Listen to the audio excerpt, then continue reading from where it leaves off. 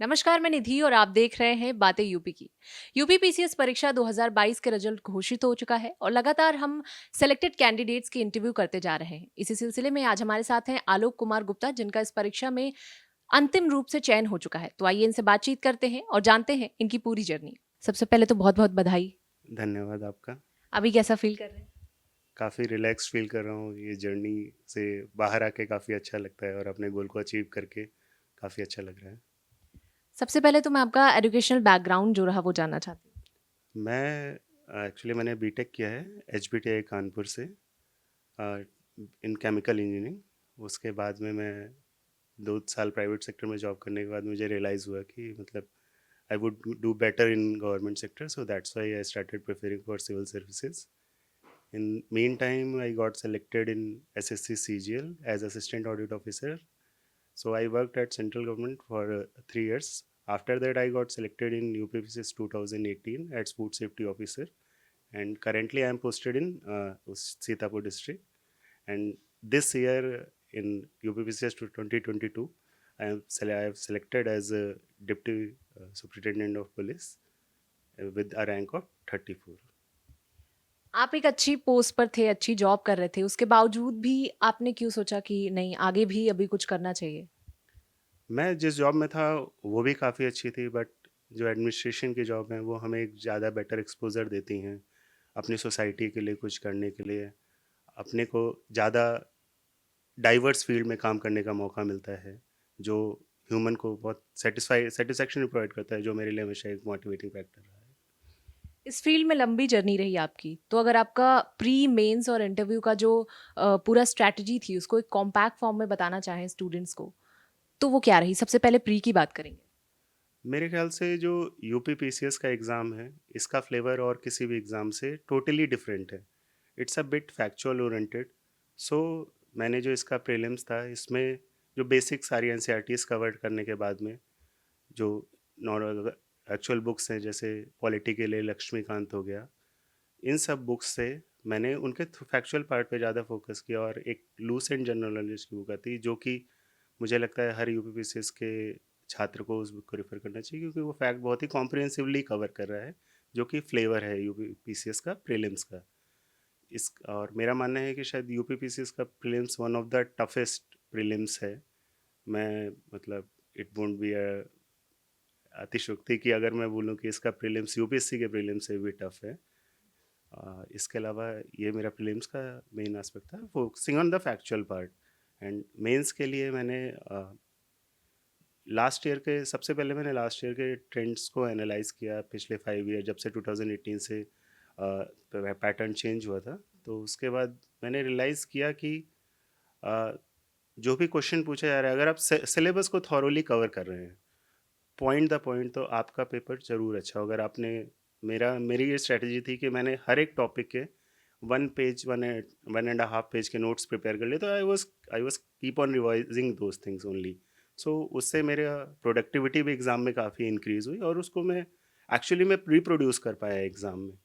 ये मेरा overall strategy थी। बाकी अगर मैं सब्जेक्ट स्पेसिफिक देखूँ तो मैंने ये रियलाइज़ किया, मेरी ये गलती थी, जैसे मैं 2018 में भी सेलेक्ट हुआ था, बट उस टाइम पे मैंने हिंदी पे उतना ध्यान नहीं दिया था। तो इस बार मैंने हिंदी पे काफ़ी अच्छे से फोकस किया, हिंदी एंड एसए, जो जनरली हम नेगलेक्ट कर जाते हैं, जीएस पे फोकस करते रहते हो, तो उस पर ज़्यादा अच्छे से ध्यान देके मैंने इस बार इस गलती को रेक्टिफाई किया है अपनी। तो मुझे लगता है कि शायद उसमें मुझे अच्छे नंबर मिले होंगे। और इंटरव्यू के लिए मैं जनरली डेली न्यूज़पेपर को एक फॉलो करता था, ताकि आप अप टू डेट रहें, बिकॉज मैं जॉब में था, तो मुझे वही एक टाइम मिल पाता था जिसको आप यूटिलाइज कर पाए। मेरे पास बहुत फिक्स टाइम था। जॉब के बाद में मुश्किल से मुझे 3 से 4 घंटे पर डे निकल पाता था। उस टाइम में अपनी एफिशिएंसी को कैसे इंक्रीज़ करना, उस पर बहुत ज़्यादा फोकस किया। तो इंटरव्यू स्पेसिफिक तैयारी मेरी वहीं से हुई। बाकी जब रिज़ल्ट मेंस का डिक्लेयर हो गया, तो मैंने बहुत सारे मॉक्स दिए, मैंने देह में भी मॉक्स दिया, जिसमें कि बागेन सर ने काफ़ी हेल्प करी मेरी उस इंटरव्यू में। लोग कहते हैं लैंग्वेज या फिर उसका भी बड़ा असर पड़ता है, हिंदी लिया है आपने या फिर इंग्लिश लिया है। आपकी क्या राय है इस पे? मतलब मैं अगर कहूँगा कि तो मैं वैसे तो हिंदी बैकग्राउंड से हूँ 12th तक। फिर आप कॉलेज आते हैं तो आपको इंग्लिश बैकग्राउंड से होता है, फिर एक्चुअली में जब आपको सर्व करना है तो वो हिंदी उसमें करना है, तो you have to be efficient in both the thing. और अगर आप अपने हिंदी लैंग्वेज को अच्छे से फोकस करते हैं तो आप कहीं ना कहीं आपकी एफिशिएंसी भी फील्ड में इंक्रीज होगी, क्योंकि इन द एंड आपको डील कॉमन पर्सन से करना है, उनकी समस्याओं का सलूशन देना है, तो उसके लिए आपको उनसे एक जुड़ाव तभी महसूस होगा जब आप उनकी रीजनल लैंग्वेज को में काम करेंगे। फैमिली का क्या सपोर्ट रहा इस पूरी जर्नी में? मुझे लगता है फैमिली वाज दैट पार्ट कि जब आई वाज फीलिंग डाउन तो they were there to back me up. मतलब sometimes when I was not having job before that CGL job, so that time they supported financially, emotionally, and each and every aspect they were there. Family and friends, they were there to support me. So it's all because of my mother, father, sister, and all the friends that helped me throughout this journey. It's been a long journey, so that's why. आपने बताया आप job करते थे, उसके बाद भी पढ़ते थे, तो इस पूरे जर्नी में अपने आप को मतलब कैसे स्ट्रेस फ्री रखा आपने? uh, ये जो जर्नी है actually time to time there, मतलब शायद डेली ही वो मोमेंट आता है व्हेन यू समटाइम्स फील कि why I'm doing this, this this is motivating, you are not able to cope up with job and all the stress related job, and you're trying to be complacent also sometimes, but I tried to remove all those negativity and all those complacency through meditation. I used to do vipassana, and running was a critical support system of mine throughout this journey. So I do long distance running. I've run half marathons also. So that vipassana and long distance running helped me coping up with all this stress and motivating me to keep moving forward. अभी हमारे साथ बहुत सारे students जुड़े हैं जो इस exam के लिए प्रिपेयर कर रहे हैं, उनके लिए क्या मैसेज देना चाहेंगे? मेरा ये मैसेज है कि सबसे पहले तो हमें ये रियलाइज़ करना चाहिए कि ये एक एग्ज़ाम है। इसको एक एग्ज़ाम की तरह लें और सबसे पहले अपना एक लार्जर गोल डिसाइड करें कि अच्छा मुझे जैसे 1 साल में ये एग्ज़ाम के लिए मैंने 1 साल का टाइम निकाला है या 2 साल का टाइम निकाला है। उस लार्जर गोल को आप डेली गोल्स को, वीकली गोल्स, वीकली के बाद मंथली गोल्स, अगर आप उन डेली गोल्स को अचीव करते जाएँगे तो इवेंचुअली आप ये एग्ज़ाम निकाल ही लेंगे। क्योंकि आपको कीप ट्रैक ऑफ थिंग्स रखना पड़ता है कि आप क्या अचीव कर पा रहे हैं, क्या कई बार हम वी आर लॉस्ट कि वी वुड बिकम SDM और वी बिकम TSP, और हम अपना डेली जो करना चाहिए होता है वो शायद छोड़ देते हैं। तो हमें हमेशा वो अपना ट्रैक रखना चाहिए, एक जनरल मेंटेन करनी चाहिए कि अच्छा मेरा वीकली टारगेट क्या था, मेरा मंथली टारगेट था, व्हाट आई एम लैगिंग, मुझे किस चीज़ पे फोर्स करना। तो ऑब्जेक्टिविटी हमेशा मेंटेन रहेगी, अदरवाइज जो भी ये सिविल सर्विसेज का एग्ज़ाम है, स्टेट सर्विसेज के एग्ज़ाम है, ये एक अथाह सागर है। अगर आप इसमें एक रास्ता भटके तो फिर वापस आने में शायद अपने 2-3 साल खो चुके होंगे। तो मेरा यही है कि जितना ऑब्जेक्टिविटी ला सकें, ज़्यादा से ज़्यादा रिवाइज़ करिए। ज़्यादा पढ़ने की कोई ज़रूरत नहीं है, क्योंकि पढ़ने के लिए बुक्स कभी ख़त्म, आप मार्केट में चले जाएँगे हमेशा एक नई बुक मिल जाएगी। लेकिन मेरा ये मानना है कि एक आप स्टैंडर्ड बुक लीजिए, keep on revising again and again, again again, आपको हर बार कुछ नया मिलेगा उस बुक में, और that would be more than enough to qualify this exam. आपने बताया आपने इंजीनियरिंग करी है, तो जब आप अपने इंजीनियरिंग से इस लाइन में स्विच किया तो बहुत सारी दिक्कतें आई होंगी, तो किस तरह से मैनेज किया उन चीज़ों को? इंजीनियरिंग के बाद सबसे बड़ी दिक्कत ये थी कि जैसे मैं HBTI कानपुर से हूँ, तो it is a one of the best college of UP. So उसके बाद मेरी अच्छी जॉब लग गई थी।